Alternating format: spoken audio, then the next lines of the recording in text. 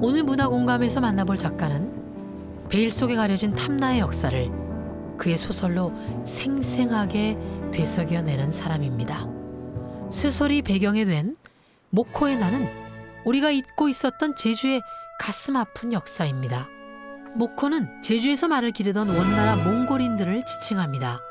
모코의 나는 고려시대 약 100년간 제주를 지배해온 몽골인들이 원나라가 망하자 반란을 일으킨 사건입니다.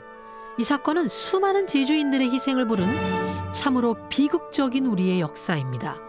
이제 그 누구도 기억하지 않을 역사의 뒤안길로 사라져버린 이 가슴 아픈 사건을 그는 소설로 생생하게 우리 앞에 되새겨냅니다.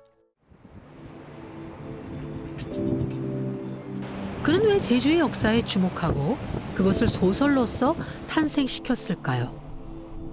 선생님! 이렇게 추운데 글을 쓰고 계시네요. 그냥 구상하는 거죠. 선생님 그 소설을 쓰시게 된 계기가 어머님 때문이라고 예. 들었는데. 어머니가 해녀로 해녀로요. 예, 네. 그 아버지를 일찍 여의고 저희들 17년 키우다가 또 49에 돌아가셨거든요. 그래서 네. 어떤 자식된 의무감 때문에 글을 쓰겠다고 해서 이제 문학을 전공하게 됐죠. 요즘 그 흔히 뭐 스낵 컬처다 그런 말도 있어요. 우리가 그때그때 필요한 것들 아주 인스턴트하게 즐기는 그 인스턴트 커피처럼. 예. 어떠세요? 우리 제주를 바라보면서 이렇게 글을 쓰시는데.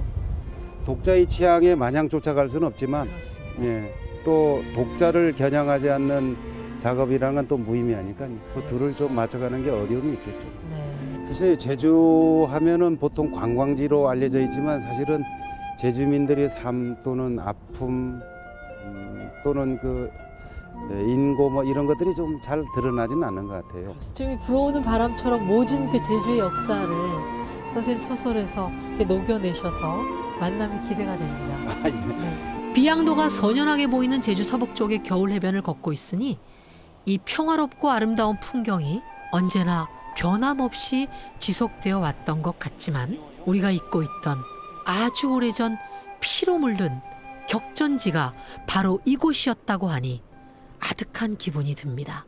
이번에 그 탐나 노을 속의 지다라는 그 장편 소설로서는 처녀작을 이번에 발표하셨는데 그죠?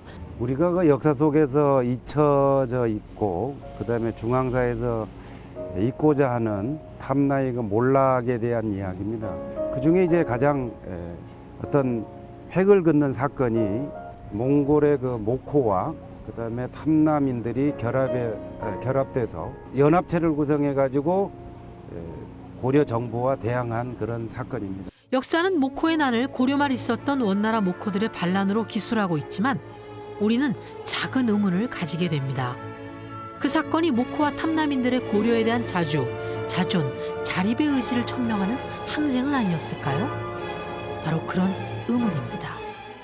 탐나가 주변 국가 정세에 따라 각국으로 말을 상납하던 당시 말 한 필은 노비 3명의 값과 같았습니다.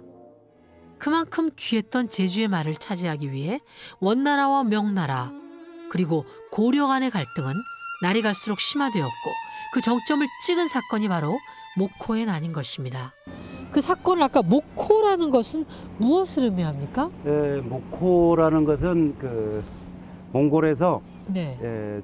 이 탐나의 목장을 설치하면서 제주를 2개로 영역으로 나누죠. 네. 동아막, 서아막. 제주 목장을 경영하기 시작하거든요.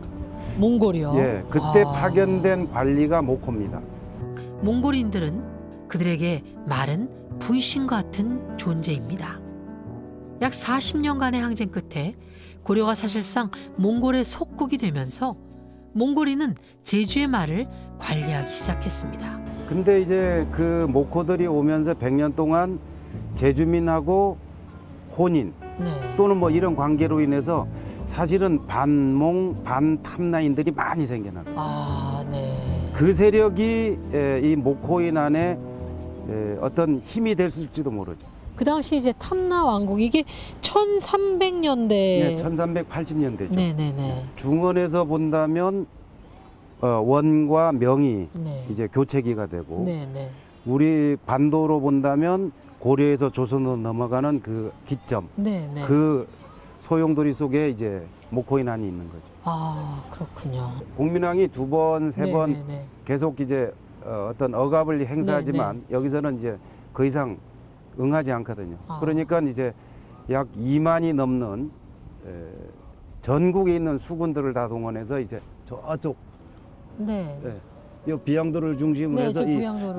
명월포 이 자체에 네. 포진을 하면서 상륙 작전을 하고 보름간에 이제 요 한림에서부터 저 서귀포 서부 지역까지 네. 피비린내는 싸움을 하거든요. 아. 그래서 여기서 이제 피비린내는 전투를 1차 하고 그 다음에 쫓겨가면서 계속 이제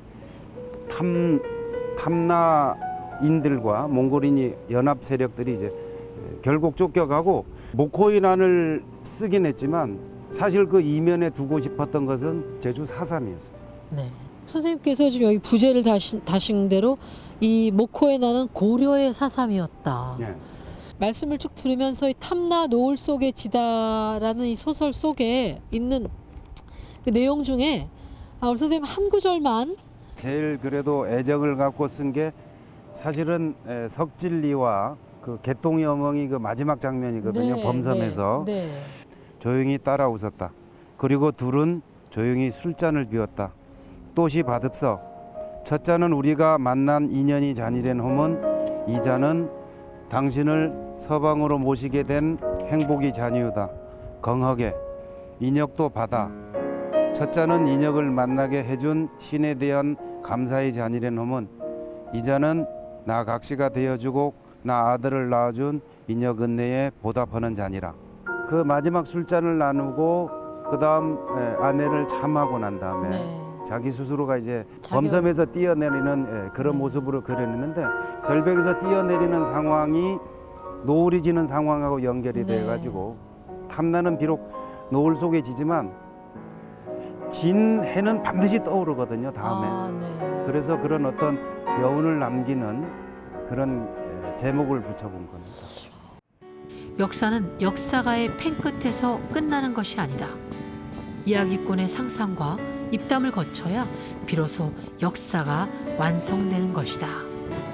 이렇게 말하는 작가 이성준. 그의 펜 끝에서 제주 역사와 문화의 인식은 그 지평을 넓혀가고 있습니다. 다음 작품을 구상하고 있다는 걸로 제가 알고 있는데요. 다음 작품 그 제목이 해녀일기라는 어머니의 삶을 모티프로 소설을 집필하셨다고 말씀하셨는데 네. 지난한 삶을 뭐 다 얘기할 수는 없겠죠. 그런데 그 중에서 이제 주요 내용, 저와 관련된 내용이라든지 아니면 제가 작품 활동을 할 수밖에 없던 그런 어떤 사연 같은 것들을 두 권의 소설로 녹여낸 거죠. 저도 제주 여성이기 때문에 좀 네, 제주 여성으로서 그 소설에 응원을 보냅니다. 네. 네. 선생님, 우리 작가 이성준이 바라보는 제주 문학은 어떤 것입니까? 제주적인 이야기들은 제주어로 쓸 때 그 어떤 농밀함이라든지 그 어떤 디테일함이 드러날 것 같아서 제주 언어로 이제 글을 쓰고 그다음에 그 주인공이라고 해야 될지 등장인물들은 역시 제주민이 돼야겠죠.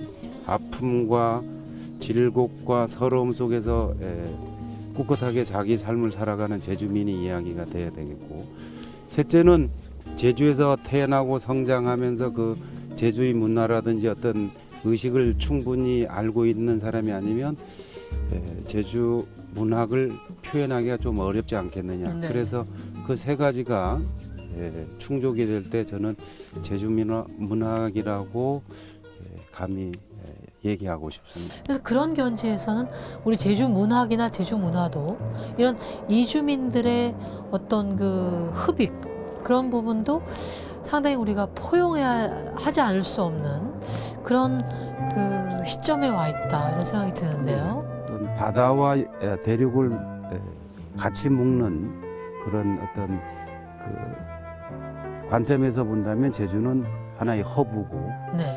그다음 중심이라고 볼 수 있겠죠. 네.